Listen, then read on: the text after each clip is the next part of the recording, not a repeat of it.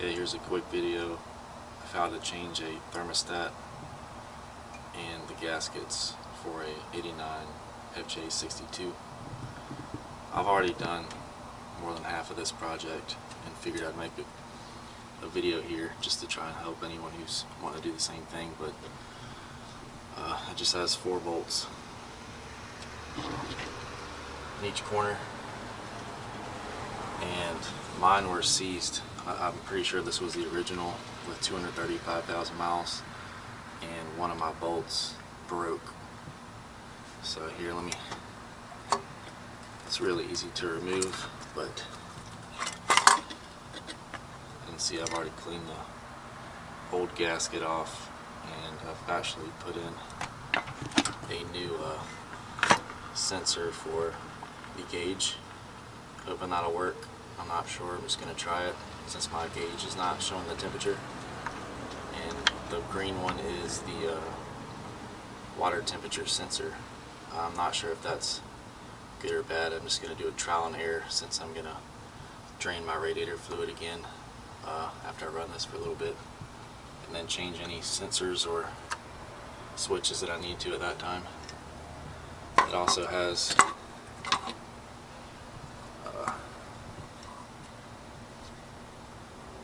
these two here. This is for the vacuums. This one is a switch, I can't remember what for, and this one I can't remember what that's for either. I have a little diagram that I can post on here, but anyway, let's get that out of the way. Here's my new thermostat and gasket, and it has 2 parts. This rubber, sort of like an O-ring, I guess, that seals to the top of the thermostat housing in here, and then your basic felt gasket. No need for RTV. And I'm going to go ahead and do the thermostat housing to the block, which is just 2 bolts, one here and one here. Remove that gasket. Simple as that. While I have everything out here, you got a hose from your heater, I believe that's part of the heater, to this thermostat housing.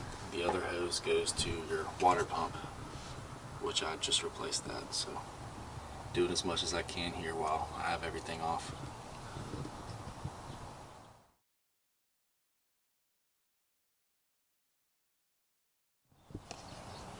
The difference with the old and the new thermostat. OE, which is the AIsin brand. This is the best OE parts supply for these Toyota Land Cruisers. Before I go any further, I just want to get a little more into how corroded these bolts were. As you can see, here's just 2 of them. They were seized in here, so these 3 came out. Luckily, I had soaked them with BB Blaster for, I believe it was 4 days. Hit them a couple times, and it didn't really help at all. I mean, they were so seized, you can't get any lubricant in there when they're that far gone. This one in the front left had broken out. I tried a extraction tool, and that actually snapped. So I ended up having to drill this entire bolt out, and took a good bit of time, but I got these new bolts here. You just have to be really careful since this is aluminum. If you have to drill one out, just try to get dead center on that bolt.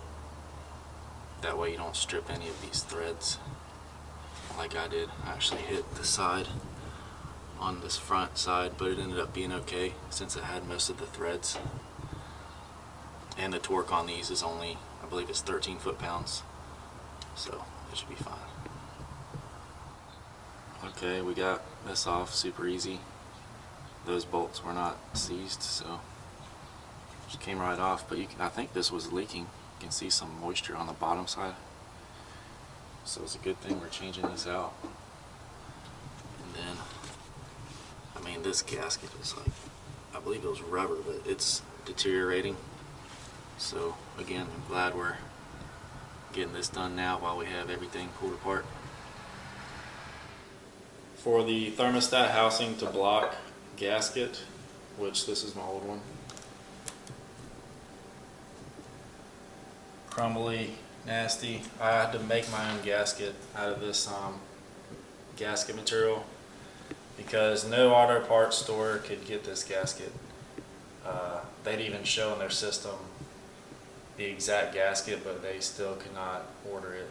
I did find 2 websites online, Parts Geek and Cruiser Corp, but I ordered one from Parts Geek and it's taken over a week to get here, even with the upgraded shipping. So I'll just return that one and went ahead and made this. Simple enough, just razor blade and a couple different size scissors. It's no problem. So if I thought of this earlier, I would have done it from the get-go.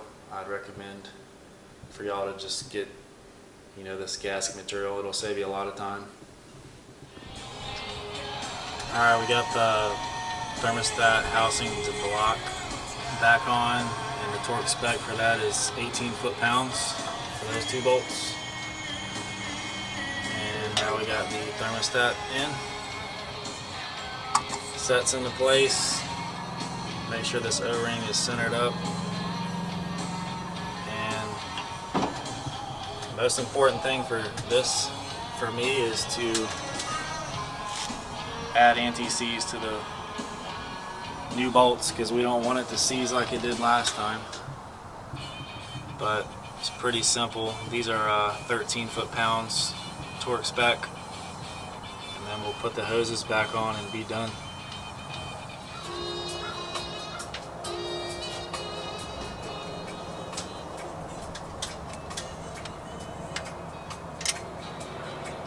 So, torquing these down.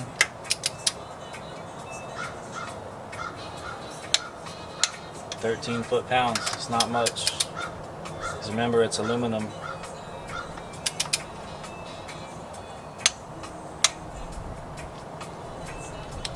So what I did was put them in by hand first, and then just got my ratchet, regular ratchet, and barely snugged them in a cross pattern.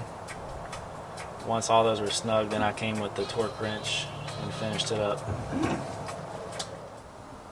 Okay, I got all the hoses connected. Got your radiator hose. I think these are part of the heater, I'm not sure, but I replaced these 2 as well. I cleaned all my electrical connections and put some dielectric grease in them. And that's about it, y'all. So I hope this helps you. Oh, and one more thing. This hose, actually both of these hoses bent. I tried different sizes for this one, and it still had a kink in it, so I put a hose clamp around that kink and just tightened it a little bit until it was more round. That seemed to help. I'm going to try it on this one as well. I might be able to shorten this one up. As you can see, that one has a little bend in it. We don't want that. So as always, just double check. You know, this is not a rush. Just take your time. It's not too difficult, just time consuming. But anyway, I hope this helps you. Okay, everything's hooked up to the thermostat, the radiator hose. These are new. These are new. All the electrical plugs back in. After running it for a bit, I'm pretty sure my water temperature sensor is bad, so I'm going to replace that. It's the green one, and see if that fixes the problem. We'll go from there.